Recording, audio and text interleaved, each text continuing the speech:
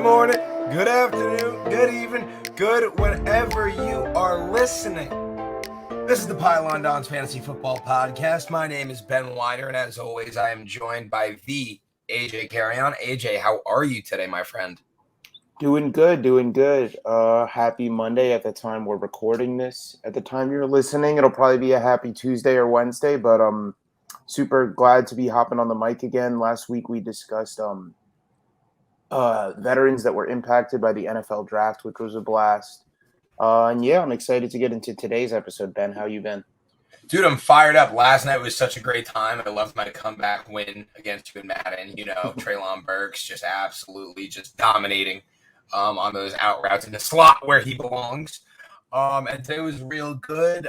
The only thing is my apartment is really hot. So please excuse if you're watching us on YouTube, as you should be, Pylon Dons Fantasy Football. Please excuse these the gun show going on because it's toasty in here, man. My AC unit's not working. It's got to get fixed. So it's hot. But like Young Thug, Free Slat once said, everything. I love when it's hot. So let's just get into it. This is great. As a reminder, please follow us at Ben the Pylon Don, at AJ the Pylon Don, and at Pylon Dons on Twitter, along with at the Pylon Dons on Instagram. And like I said before, Pylon Dons Fantasy Football. And as always, shout out Verse Gaming. So AJ, what are we talking about with the people today? We're going to be going through the most recent entry of Underdog's Bestball Mania 3. So for those of you who are not familiar, Bestball is a format that we reference a lot on here on the show, where essentially the entirety of the point is that you don't set your lineup, you don't make trades, you draft the entirety of your team, and the drafts are usually 18 to 20 rounds. And then throughout the regular season, it will play your best, highest scorers from the entirety of your 18 to 20 man roster for your lineup every week. And at the end of the season, if you're just in a regular league, you'll win the league and you'll get some earnings. But what Bestball Mania is it's a tournament. And Ben, I think you would do a better job explaining how the tournament is. Yeah, absolutely. So each draft you do is a lobby. So there can only be one person who rosters, say, Christian McCaffrey in every single lobby. So you're competing against your group of 12. However, the top two seeds will then progress to the fantasy playoffs, if you will, and it will keep narrowing, so on, and eventually playing guys who maybe have similar players on your team, and it just becomes a lot more intensive because every single player can make a difference. The any given Sunday element of best ball is amazing because you may have Derrick Henry and I may have Derrick Henry, but if Derrick Henry goes ballistic, well, who's your RB2? Who did you choose? Why did you choose them? And the volatility is so important. And additionally, one of my favorite things about best ball is how sweaty this thing is, man. Like, this is like as intense as fantasy football gets when you're ripping these in May. I kind of want to make an analogy of sorts. Think of your dynasty league or your office redraft league as like the NBA season. And best ball is kind of like those secret NBA pickup games on the stomping ground where they're actually going harder than they ever would in a real game because all you want to do is just like look at their receipts. I remember last year I had one Cordarrelle Patterson share and I ended up winning my best ball league because of it.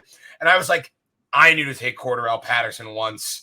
And I just held on to the receipt for dear life. So I love this stuff. I'm already way over invested, but don't get it twisted. It's worth every penny. We're making it all back and we're doubling it. So today we're going to talk about Best Ball Mania 3, which is a big ballers tournament. It is $25 an entry on Underdog, but there's up to $10 million in prizes. So if my girlfriend is out there listening, let's go my team. I mean, it's for both of our benefits. You know, that's the plan. But why have a career when you can win fantasy football tournaments? Am I right? So last night, AJ and I hopped in a tournament and we drafted what I consider to be a pretty good team. And I liked your team as well, AJ. So we're going to run through our teams, some strategies, and then at the end, we're going to talk about a couple of values that we like as well. Yeah, absolutely. We can the way we can do it, I had the number one overall pick, something that doesn't happen too often. Ben was picking from the 6th spot. So we were decently close to each other. And if you're any bit familiar with best ball, you are well aware that where you're drafting in those first couple rounds really changes the route you can go with your team. Um, Obviously, I went Jonathan Taylor at 1, and Ben actually went with his first share of Derrick Henry at 6.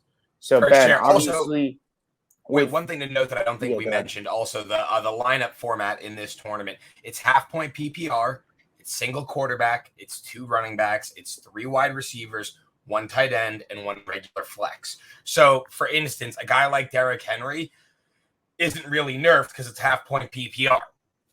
So even though Austin Eckler, we're so used to PPR formats, could be like a 103 generally, Austin Eckler is generally a little bit more of a later first round pick, just for clarity. And receivers are also of more importance because you have to start 3.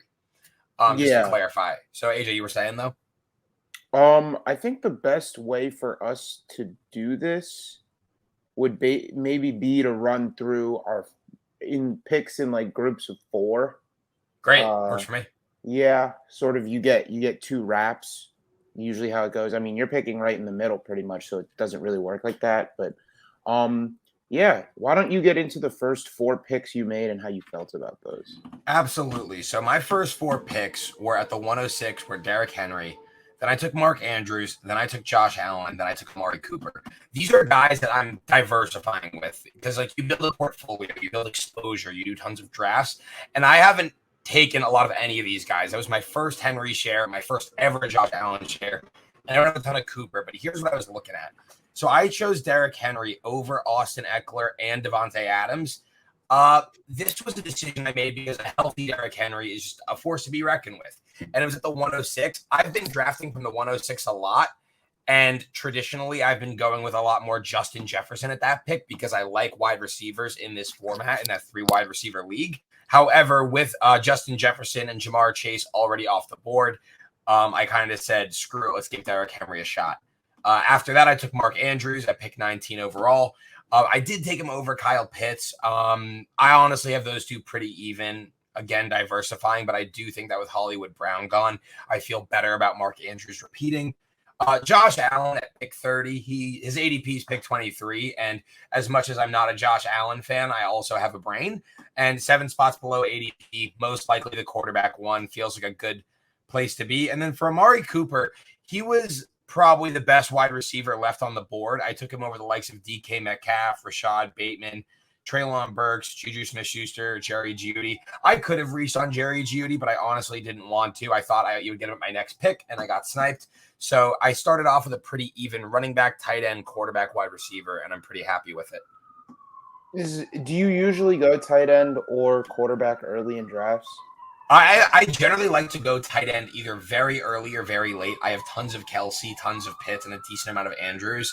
I very rarely take quarterbacks early because I'm of the belief that when you can get – because think about it, in best ball, you don't have to start – it auto starts your best player. So if you take Aaron Rodgers and, say, Trey Lance in rounds like 9 and 10, or if you take a Jalen Hurts and then a Jameis Winston – there's a decent chance on any given week that one of those guys will be top 12.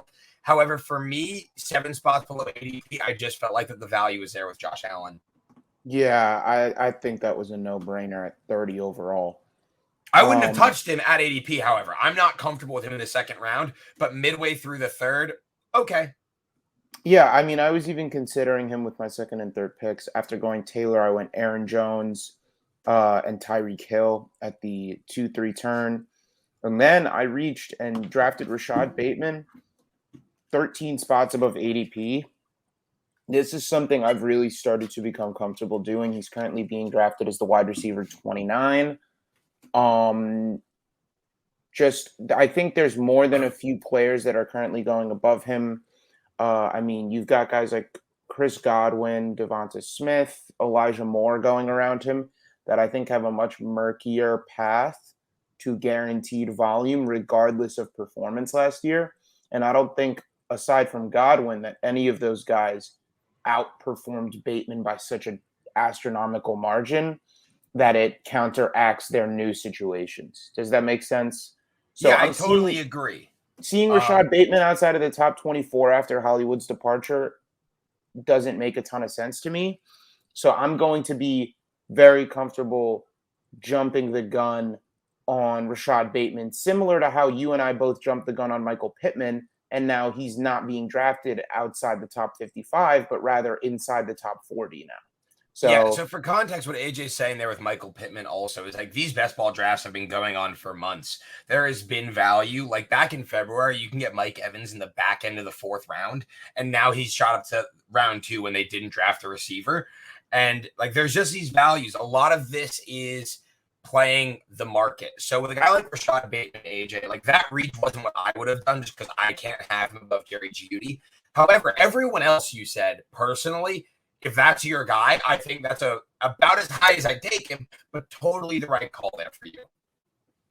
Yeah, the receiver lump gets a little murkier after Bateman, in my opinion.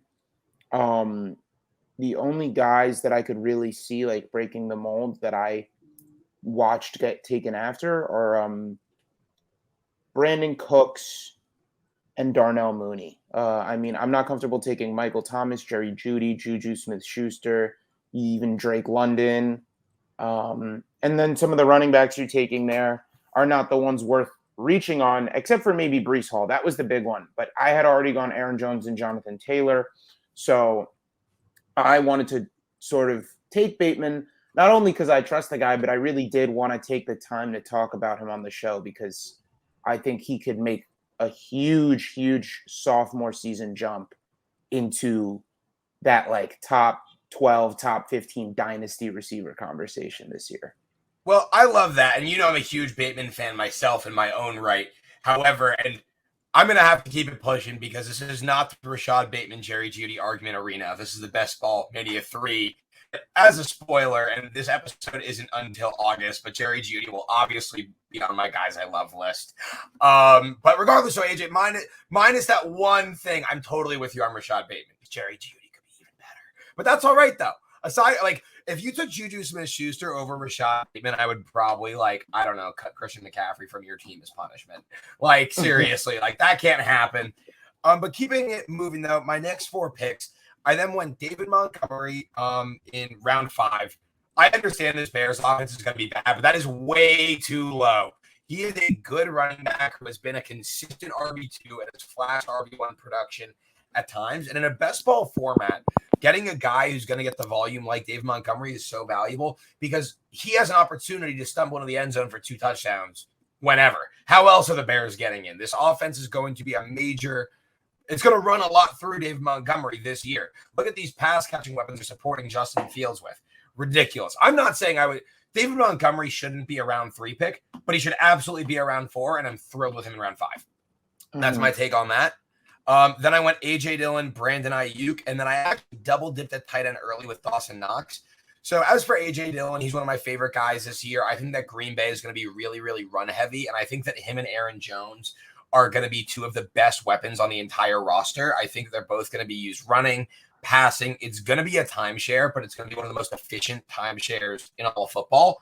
And it's going to be really, really fun to watch. So I'm really excited about him in round 6. And the cool thing with either of these guys, like unfortunately, injuries are a part of the game.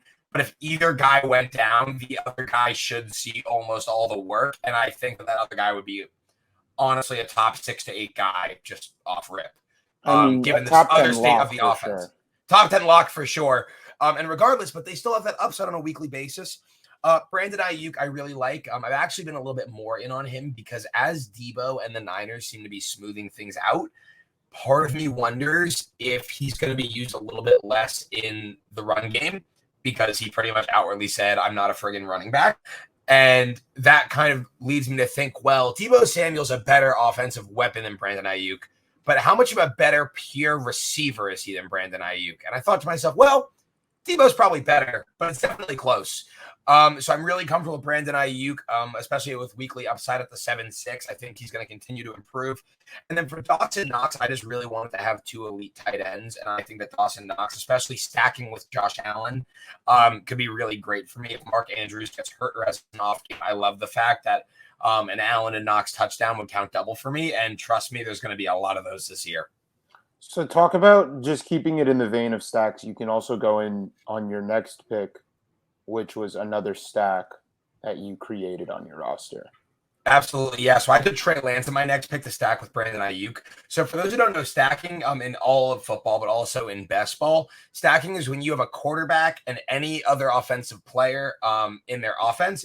And the benefit is that when that player does something good, you get double points. So Josh Allen touchdown to Dawson Knox. If I didn't have Dawson Knox, I'd only get points for the 4 points for the Josh Allen touchdown. Excuse me. But with Dawson Knox, it's then a 10-point swing. So it adds some volatility to your lineup, and it pretty much allows your team to make very incremental jumps quickly. There's many analytics behind this that supports it. I recommend checking out a guy like Josh Larkey, who speaks a ton about stacking. And yeah. Yeah, stacking provides a really interesting upside swing in best ball, especially with later round players that can have those pop off games. And you when you do your first couple drafts, you'll be like, why am I drafting these guys all the way here? Like this feels like a waste. And then those receivers you drafted in the 13th and 14th round end up being your plug and plays week 7 when maybe you're dealing with 4 bye weeks or something of that nature. So every pick really does matter, and the stacks provide some really good upside on any given week, especially when you own multiple quarterbacks. The possibilities become really enticing, especially with 2 high upside guys like Allen and Trey Lance.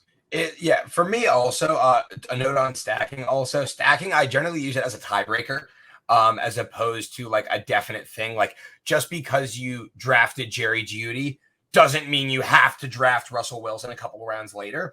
However, if you drafted Jerry Jeudy, you're between Russell Wilson and Matthew Stafford, and you don't have any LA Rams, I wouldn't fault you for choosing Russell Wilson.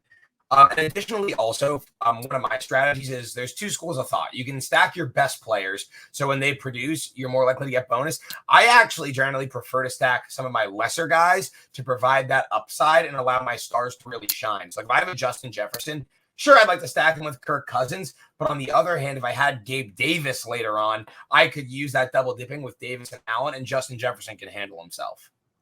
Absolutely, Justin Jefferson can handle himself. Yeah, Exactly. That's a no-brainer. So the stack isn't necessarily a rule that you are forced to live by, but it does help you kind of provide a good track for your team. And obviously, it applies a little bit more to receivers than running backs, but you can still stack with running backs as well, especially those that are involved in the passing game. So you will see a lot of people get Herbert Eckler stacks. That's a pretty common one as well. So just something one to guy note there. I missed out on him. And not that I'm very in on him from a fantasy perspective, but again, this is best ball. So you don't need to love a guy to draft him. It's volatile. And I really wanted to get my hands on James Cook in this draft, and I missed out on him because I would have loved to stack him and Josh Allen for like those 40 wheel routes he catches this year. That could have won me some games. But Yeah. AJ, taking it over to your next couple of picks, take me from 49 down to round 8. I took Treylon Burks, Dalton Schultz, Elijah Moore, and then Aaron Rodgers and Kenneth Walker. Treylon Burks was another reach at the receiver position. It was, again, a matter of comfort taking Treylon Burks over some of the guys taken after that I just think either A, have much, much less upside than Treylon Burks does, and B, maybe not even necessarily the same type of floor. And maybe I'm over projecting Treylon Burks' floor, but I think him being closer to the inside of the top 50 is going to become increasingly commonplace when people realize just desolate this receiver rooms. I mean, we've got people getting excited about Kyle Phillips because there's that few players in there to compete for targets on a weekly basis. Don't get me wrong, this offense will be a rushing offense first and foremost, but they traded A.J. Brown to bring in Treylon Burks. And even though A.J. Brown only ever had like 107 targets, I believe is his career high, I fully expect Treylon Burks to shatter that in his rookie season. So I'm totally comfortable reaching 15, 16 spots above ADP to grab a guy like Treylon Burks. Dalton Schultz at the 612. Getting him directly after TJ Hawkinson is pretty much exactly where he should be getting drafted. I prefer him there over a George Kittle at a 4.9 per se, or even Darren Waller in the early 4th round. I think the value you can get getting Schultz at the back end of the 6th, top of the 7th is much more valuable, at least from a weekly upside. He is a little less consistent than those guys, but in best ball, if you can go take a 17th round tight end that can potentially plug and play for those off weeks, then that gives you more flexibility at the skill positions, which is really important. So I want Elijah Moore next, a little bit of a homer pick. Do I think Garrett Wilson is going to start the season out as the number one? Yes. If Zach Wilson makes the jump, will Elijah Moore still be in that top 36 conversation? Also, yes, with some weekly upside that he did show last year as well. So a lot of my picks, I will reference weekly upside. It's basically the ceiling has that any given player can have to be a top end scorer on any given week. So Elijah Moore's success will obviously be tied super closely to Zach Wilson, but I'm not terribly concerned with him at the top of the 7th round. And then Aaron Rodgers, a few spots above ADP as well. ADP at 98, took him at 96. One of the more reliable quarterbacks. And he's somebody that initially when I took him, I was going to try and stack with some of those later round options in Green Bay that do get drafted in the double-digit rounds. Those guys didn't really fall to me in the way that I expected them to. I mean, Allen Lazard went just 6 picks after Aaron Rodgers. That was somebody I was targeting at the back end of the 10th.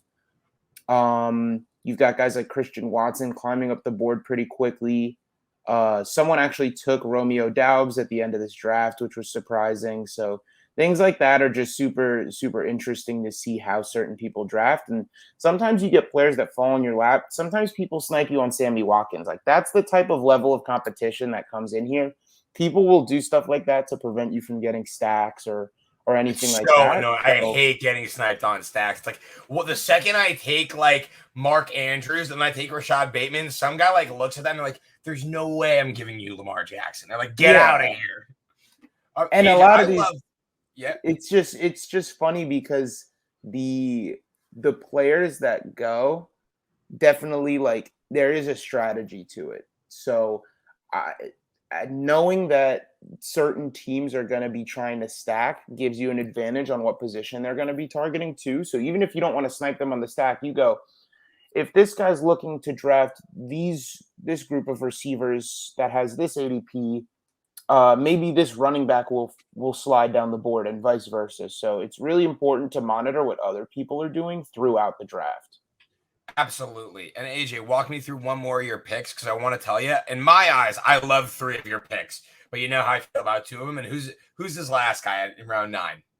I'd take Kenneth Walker at the 9-1. Which is a good value, even from someone who's not a truther. Overall. Good value. Good value. Yeah, we don't have to rehash this. That can be an argument arena, though, underratedly. Like, okay, well, we have next week's episode. Well, we've got that on lock, but I think Kenneth Walker going almost 2 rounds after Clyde Edwards-Helaire, Cordero Patterson, Kareem Hunt, Tony Pollard. That's criminal. That's criminal. Miles and as someone Sanders. Who's not a Kenneth Walker truther, I'm like out on Kenneth Walker. That is still criminal. Good job. Yeah, I couldn't see him fall down the board. And since it's half PPR, I was even more enticed to put some investment in a guy like Walker, who may not receive the ball a ton this year. I mean, we haven't seen a Seahawks pass catching back catch more than 37 passes in some time, or maybe There's ever. A theory out there actually that because Seattle traditionally hasn't thrown to running backs, that was part of their allure to Kenneth Walker, is because he's almost like Rashad Penny and Chris Carson in the sense where if you don't for running back, you don't really need your running back to catch. So it's kind of just like, oh, you can't catch? Well, we're not going to throw to you. That works. But yeah, so AJ, I really like a lot of these picks. My favorite of them for you is the Rodgers pick.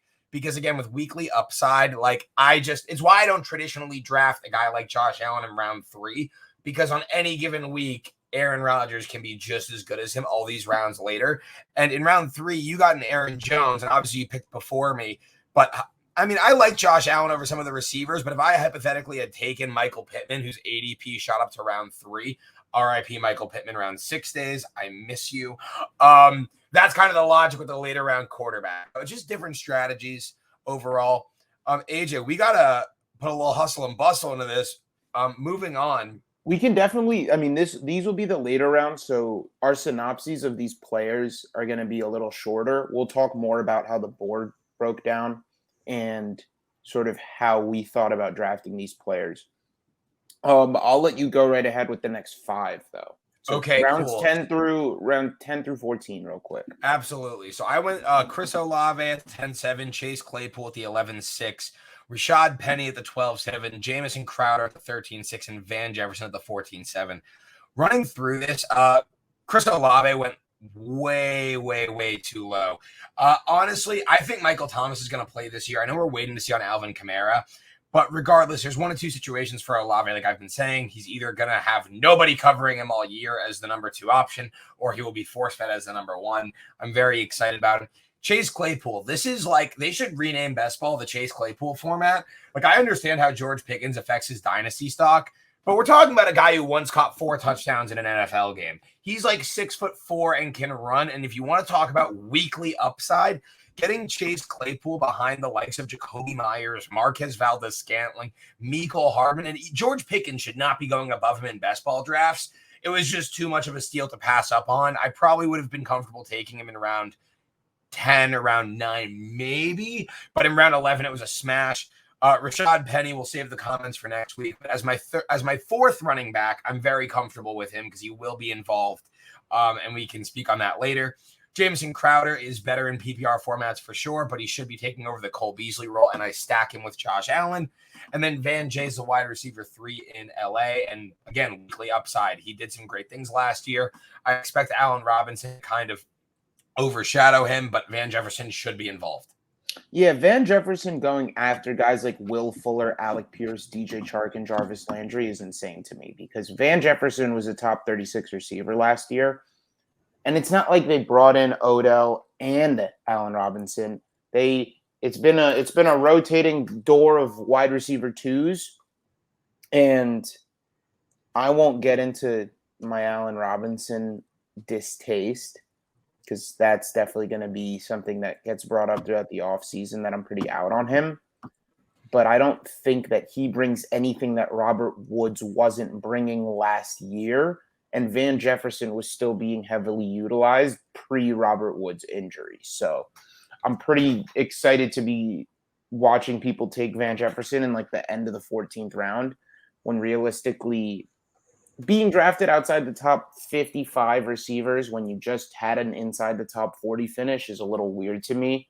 And I'm pretty fine with him. I think he's one of the better values in best ball. I want to touch upon one thing you just said, just for our listeners if they're less familiar with best ball. When you were talking about top 40, it's just so important, like because these leagues are so deep, like the wide receiver 55 matters here. Like this is relevant. So like you're totally right. A guy not being in the top 40, a top 40 receiver is valuable in this format. So like it's nothing to sneeze at. But continue, AJ. Well, at least 36, let's put it in perspective, at least 36 receivers in your 12-man league or lobby or whatever you want to call it are being played every week. That's not including the 12 flex spots, which are usually filled by these plug-and-play, high-scoring on 1 week receivers. Like, I'll get into my next 5 picks and talk about some of these receivers and why I like them so much. I went Tim Patrick and George Pickens. Then I went Cole Kmet at the 12-12, followed by KJ Osborne, and then Corey Davis at the end of the 14th round.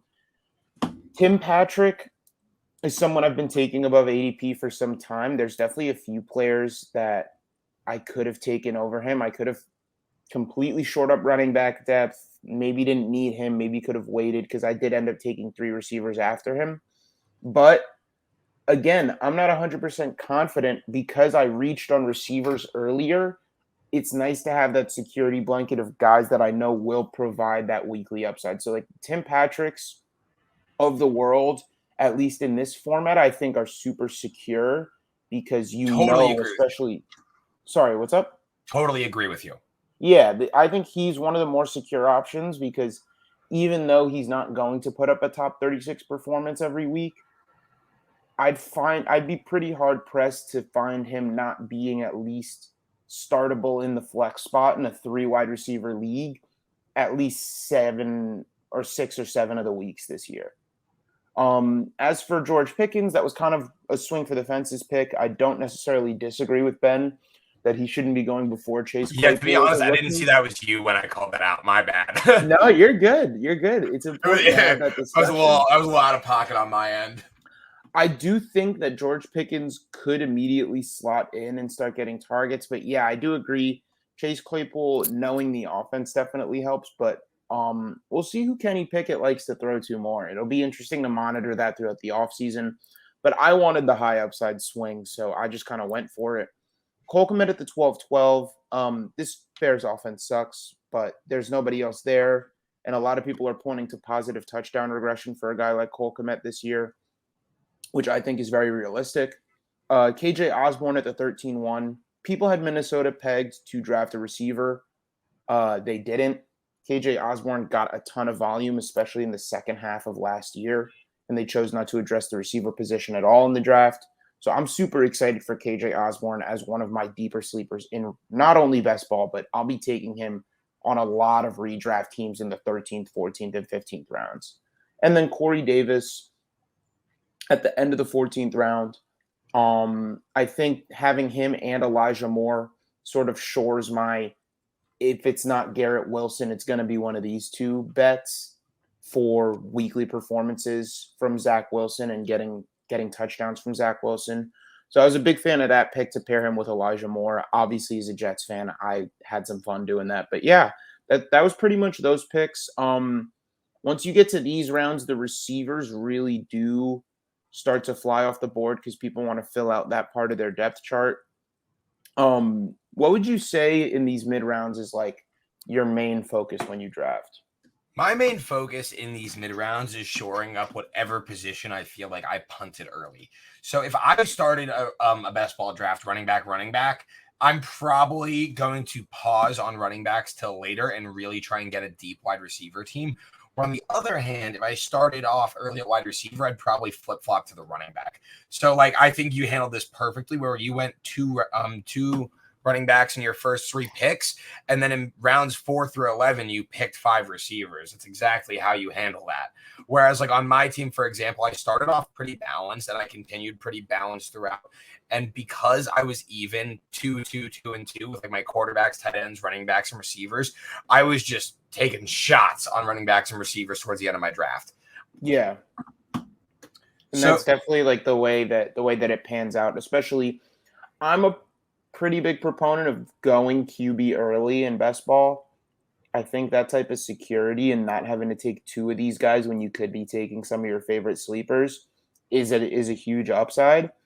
But at the same time, you could be putting together some of the better assemblements of skill position players if you hit on your early round picks, which is obviously easier said than done, but it's one of the possibilities that you have when you do end up waiting a little bit for the quarterback position. Yeah, absolutely. So taking it home now with my last couple picks. I went Khalil Herbert, Jalen Tobert, Brian Edwards, Isaiah McKenzie, just quick. Herbert, I just thought was the most talented running back on the board. I got sniped on Tyrion Davis-Price, and honestly, he's a handcuff for Montgomery, so God forbid something happens to Mont, I'm taken care of. I generally don't like drafting handcuffs. I'd rather guys with standalone value, but in this one-off, I felt like it made sense. Jalen Tobert, way too low, round 16. He has a chance to be the number 2 in Dallas right away, more like the number 3 option after Schultz, but he'll be a starter from day one. Brian Edwards, Atlanta. Someone wanted Brian Edwards. That's good news. I want him to. And then Isaiah McKenzie, I mean, anyone who can give my Patriots 120 yards on 10 touches, like, I'll stack him with Josh Allen in the last round. And that's my team, and I'm pretty happy with it. AJ, how are your last couple picks? I went Tyler Higbee round 15. That was honestly a panic pick because I wanted Sony Michel really badly, and he got sniped 1 pick prior. I have so much Sony Michel, and when he signed in Miami, I was geeking. Yeah, so I was really, really looking at Sony Michel there, and instead I went Higbee sort of in a panic. I then went Jamal Williams, Davis Mills, and Devin Duvernay to round the draft out. I needed another QB because Rodgers is definitely not a perfect fantasy QB anymore like he once was. Jamal Williams helps to add another body that can be having some standalone value with his receiving. and also is a handcuff, one of the more valuable running backs in the NFL. So we've seen Jamal Williams when he was a Packer also be valuable as a handcuff secondary running back in a committee. So I was happy with him at the end of the 16th. Davis Mills, they're giving him a shot. So he's going to probably start every game this year. And I think he's got the potential to put up some decent fantasy numbers, especially in garbage time if the Texans struggle. And then as Mr. Irrelevant of this draft, I went ahead and selected Devin Duvernay, basically the wide receiver 2 in Baltimore right now. After the departure of Hollywood. So with that mentality, I was like, hey, if it's not going to be Rashad Bateman, as of today when I'm drafting this team, if it's not going to be Rashad Bateman or Mark Andrews, I guess it'll be this guy, maybe. It'll probably be one of the 3 or 4 running backs in that backfield before it's Devin Duvernay, but I figured it was worth a shot. No, AJ, I love the Duvernay shot. I think Jamal Williams' ADP is too low. I think he's a guy who has standalone value. They do give him carries. People forget that so much of DeAndre Swift's production is in the passing game. And like Jamal Williams, like if you said, Ben, Jamal Williams is going to get you 450 yards and 5 touchdowns this year, I'd be like, okay, that sounds about right, to be honest with you. And in a best ball format in round 16, I will take that all day. Like, you got him after the likes of Marlon Mack, Chuba Hubbard, Brian Robinson, J.D. McKissick, Gus Edwards. Gross. Give me Jamal Williams over that all day. So these are our best ball teams. We are always drafting on best ball. We are like a little bit addicted. This could be me asking for help on air, but no one will stop me. We're always in the Best Ball Anonymous group chat on Twitter. We're always out here. So if you want to draft with us, we'd love to draft with you. AJ, any final thoughts? Definitely ping us on social media, on Twitter specifically at AJ the Pylon Don and Pen the Pylon Don.